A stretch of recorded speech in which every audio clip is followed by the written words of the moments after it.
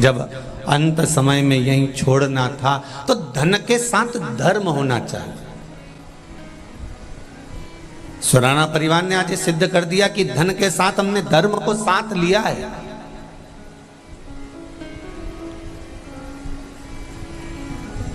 भजन, कीर्तन, स्मरण, मंत्र जाप, नाम जाप।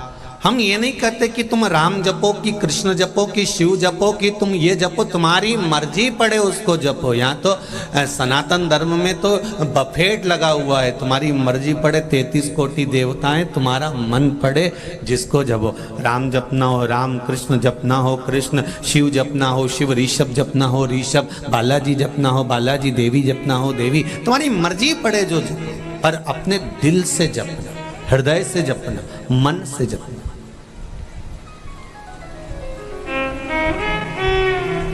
ऐसा नहीं कि संसार में आने के बाद दुख नहीं आएगा। और जो महाराज तुमसे कह देना कि हमारे पास आओ, हम तुम्हारा सारा दुख काट देंगे, तुम्हारे पास जिंदगी में कभी दुख नहीं आएगा, समझ लेना घपलाबाज है ये। महाराज महाराज नहीं है, घपलेबाज है। जो तुमसे कहे कि मैं गारंटी देता हूं कि तुम्हारी जिंदगी में दुख नहीं आएगा, तो यहाँ शिव महापुराण की कथा में माता पार्वती जी से शंकर भगवान नंदन बन काशी में कह रहे हैं, पार्वती मृत्यु लोक में 2 कारण से मनुष्य का जन्म होता है। पहला, मनुष्य का 2 कारण से जन्म होता है।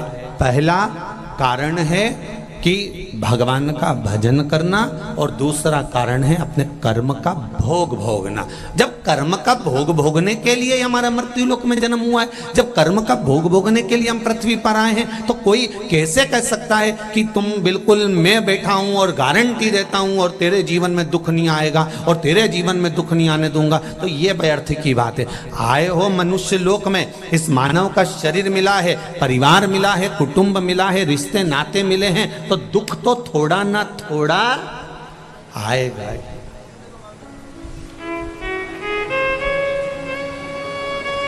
थोड़ा ना थोड़ा तो प्राप्त होगा, दुख थोड़ा ना थोड़ा तो मिलेगा, ये निश्चित है।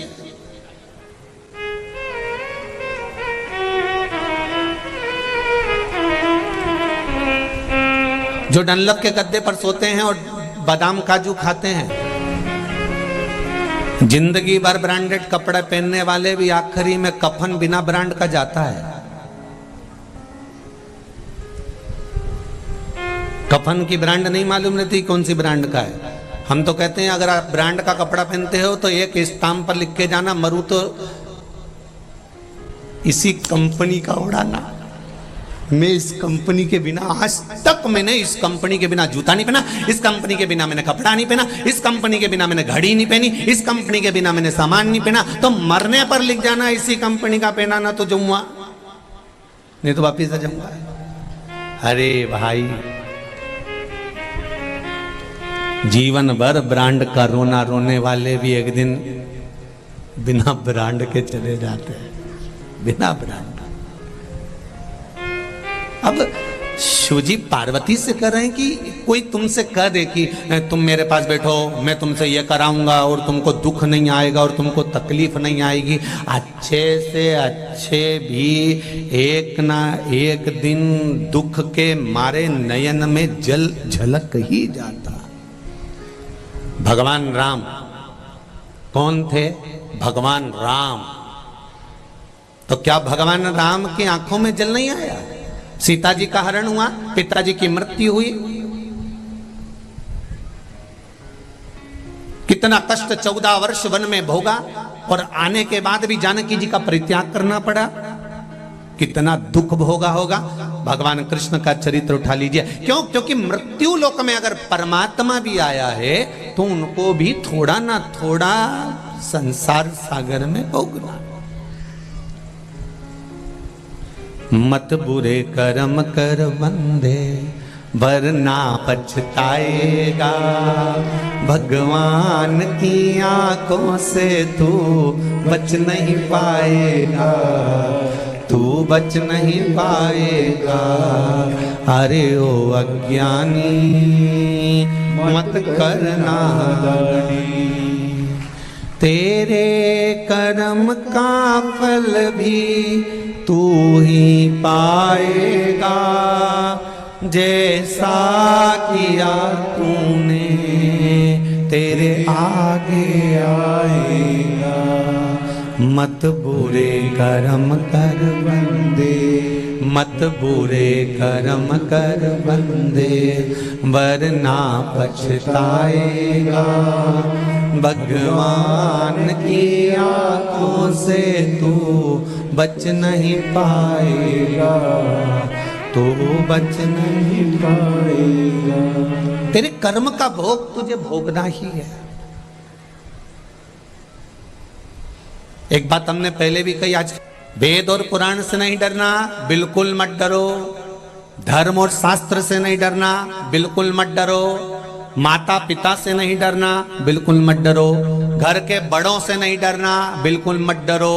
संत महात्मा जोगी सन्यासी मुनि तपस्वी से नहीं डरना, बिल्कुल मत डरो।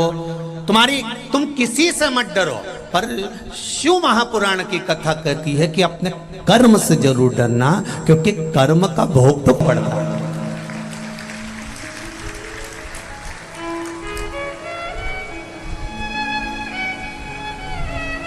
सीता जी ने एक चिड़िया को कैद में रखा था, तो माता जानकी को कैद में रहना पड़ा। राम जी ने छुपकर बाण मारा था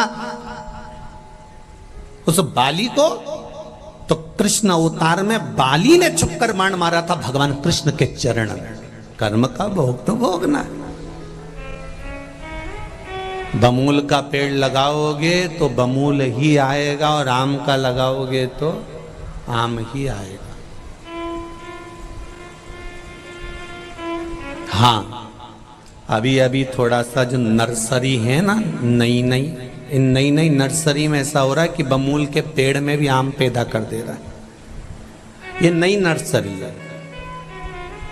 तो हमने पूछा ये कैसे हुआ, तो कहा ये बमूल के पेड़ में ऐसा कट लगाया, उसमें आम का पौधा ऐसा फंसा दिया, और फंसाने के बाद में उसमें हमने आम पैदा कर दिया। देखो गुरुजी, हमने पूरी कहावत चेंज कर दी कि बमूल के पेड़ में भी हम आम पैदा कर सकते हैं। तो हमने कहा हम भी तो वही कर रहे हैं। कलयुग में शिव युग लिया है, और इससे बढ़कर क्या चाहिए।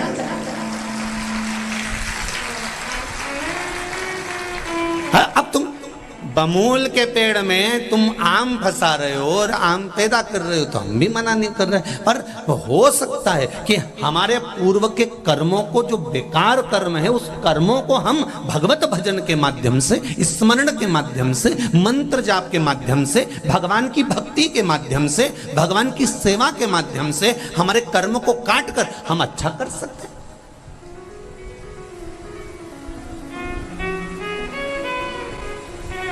दुख बहुत सारा है, उस दुख को काटना इतना सरल बात नहीं है, पर धीरे धीरे कटेगा ये निश्चित है। एक कटोरा भरकर कोई तुमको घी दे दे, इतना बड़ा भगोना भरकर, कटोरा भरकर, और कहे कि लो साहब इतना घी तो तुम्हें पीना ही पड़ेगा, तो तुम पी नहीं सकते। नहीं साहब, हमारे बस का नहीं, इतना कटोरा भरकर घी कोई पिया, हमसे नहीं पीते बनेगा। फिर क्या करोगे, तो कोई चतुर गुरु के पास जाओगे, तो वो गुरु कह देगा एक काम करो, कटोरा भरकर घी है और उसको पीना है, तो एक काम करो, उसको आटे में सेको, आटे में मिलाओ और उसका सीरा बनाओ, उसका हलवा बनाओ। सीरा हलवा बनाओगे तो एक कटोरा घी क्या, 2 कटोरा घी भी सीरे में, हलवे में तुम खा सकते हो। उसी तरह दुख अगर बड़ा है, कटोरा भरकर दुख है, तो उस दुख को डायरेक्ट नहीं पी सकते, उस दुख को तुम इतनी जल्दी निवारण नहीं कर सकते, उस दुख को तुम इतनी जल्दी समाप्त नहीं कर सकते। इसलिए एक काम करो, कटोरा भरकर अगर घी है और नहीं पी सकते, तो उसको आटे में सेक कर, हलवा बनाकर, सीरा बनाकर खा जाओ। एक कटोरा घी आराम से खा जाओगे, पर डायरेक्ट नहीं पी सकते। उसी तरह दुख एक कटोरा भरकर है, वो समाप्त नहीं हो रहा, तो उसको भगवान शंकर की शरणागति में ले जाकर छोड़ना चालू करो, उसको भी आटे में सेकना चालू करो, थोड़ा भजन चालू करो, थोड़ा कीर्तन चालू करो, थोड़ा मंत्र जाप चालू करो, थोड़ा स्मरण चालू करो, थोड़ा भगवत भजन करना चालू करो, और उसमें मिलता जाएगा दुख, थोड़ा थोड़ा दुख मिलता जाएगा, तो वो दुख तुम झेल सकोगे और जीवन में फिर खुशियां सम्मुख में आ जाएगी। फिर दूर नहीं वो प्रसन्नता के दिन, फिर दूर नहीं है।